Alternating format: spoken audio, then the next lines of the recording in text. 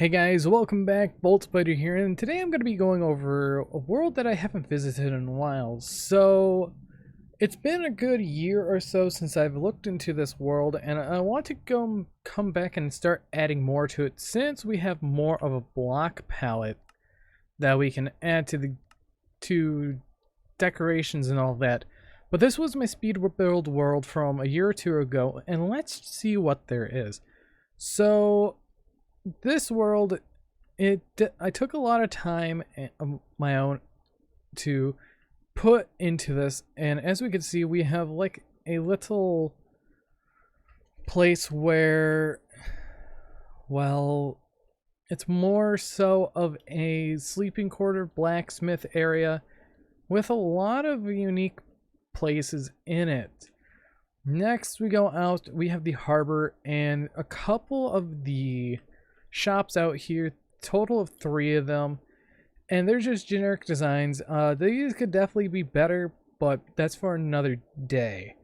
Then we have the tunnel all the way through here to get to the small village that's here, which is actually quite nice and relaxing. But one thing I don't want to skip is this house over here that leads to this fabulous view of what's out, pretty much what's out and around. Then we have this wheat farm, and also we have my first tower that I really built here, which is a lookout tower, and it took quite a bit of time just to think of a design for it. And I believe somewhere out here there is a pink sheep, but over here we have a little house that's a little scorched. Then we have a house that's completely destroyed, pathway all the way over to a sleeping dragon. This is a design by Pearlescent Moon that I really love, and I really think that everyone should check her out. She is a fantastic creator and great designer. Then we have this pathway over to this house. I might do a little something with this house, I'm not too sure, and a little fishing hut, which is also nice. Now, this world, when I spawned in, it had a naturally spawning pink sheep. And let's see if we can locate it real quick. There it is. There's a little pink sheepy. Naturally spawn, and if you want the seed to double check yourself, there's the seed, so you can pause the video. Now, over back here, we have a little logging camp with a little house inside of it with a little decoration. And then we have a couple pathways here and there. And we have this underground cave with these soul lanterns. I really like the aesthetic that the soul lanterns give out along with the low light levels, because the reason that it makes it more ominous. Then we have a second watchout tower that's all the way over here, and it's looking out to this mountain, which if I do return, this is the area that I'm going to be actually changing up, because this over here is one area region, here's the second area region. I started on this area region, but it was too big, and this is more of a nice amount of space that there is. Now, these things floating around are pylons, and they are very unique. I learned how to build these from Iscal85.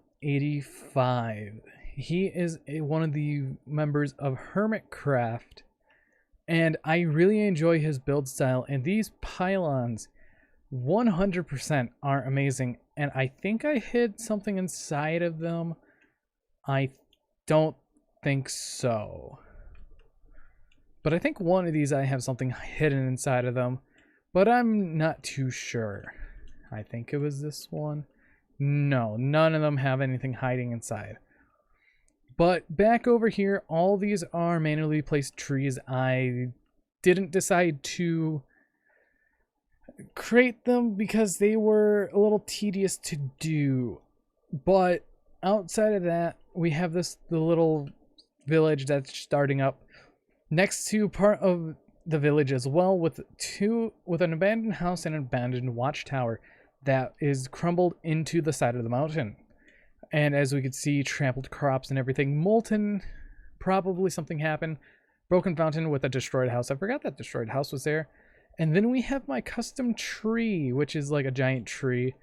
And it is hollow on the inside, which is absolutely fine.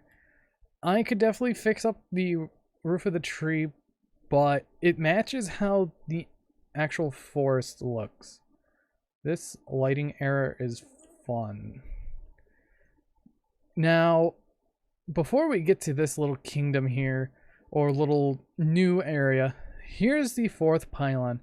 As you can see that there's 4 of them surrounding here. That means there's few different regions. And let's get a little overview of this kingdom.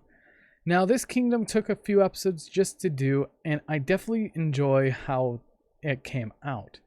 So for these, I used a fog technique that used black concrete with layer of light gray and dark gray glass along with the walls. It definitely made it look like that there is a void going down into the each pillar. So outside of like a block like right there that I messed up, but yeah, that gives a little detail. And it just makes a void feeling. Now, each of these houses, they are all unique to each their own. As we can see, this one has a walk up here with a chimney.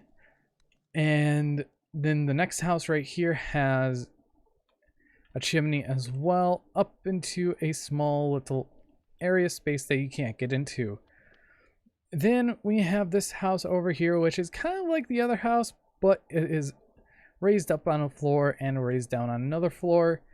Then after that, we have this house, which I really think I like because it feels nice and cozy, just being a small little house or shop. And same for this house as well. And this little owner house right here. Now, if I do, yes, we do have a lovely little place right here for armory. I had a whole story planned out for this place, but never really came to fruition. Also, some of these towers do have detailing on the inside, like over on this side and all of that. Then there's a little farm just for the lovely workers on top of the scarecrows, which I used chainmail on armor stands, which actually looks very nice. Now, I don't think I have a way to get up into the top of the walls yet outside of out here, and there is a wall missing. Now, this is one of my favorite towers that I built. It is actually super cozy. It's one of the most coziest towers I've ever done. And overall, I'm really happy with how this design came out. Because if we look up here, they have a viewpoint of every which way that there is. And this could be a little map area, which I could add a map. And that would be a lot of fun. Next, we have the pier over here with a little corrupted house that sprung out of nowhere. And this roof is not a good roof, but it gets the job done. And as we could see, as the sun is rising, the pylon that's over there, pylon over there, the fourth, and the current. And in this house, there is really nothing inside of it, as I really didn't get to detailing inside most of the houses outside of like these, a couple of them over here. Like this one is empty with a little couple gaps there, which is fine. This one has a little chair on the front of it with a couple lanterns, but I know this one is 100% detailed, which is nice. Now, finally, for the last one, the last area, it is this cavern right here, which I actually made by TNT and hand. So we have the out of service mine, and as we go through, as you can see, there's blackstone, stalactite, stalagmites. I can now put in the new 1.17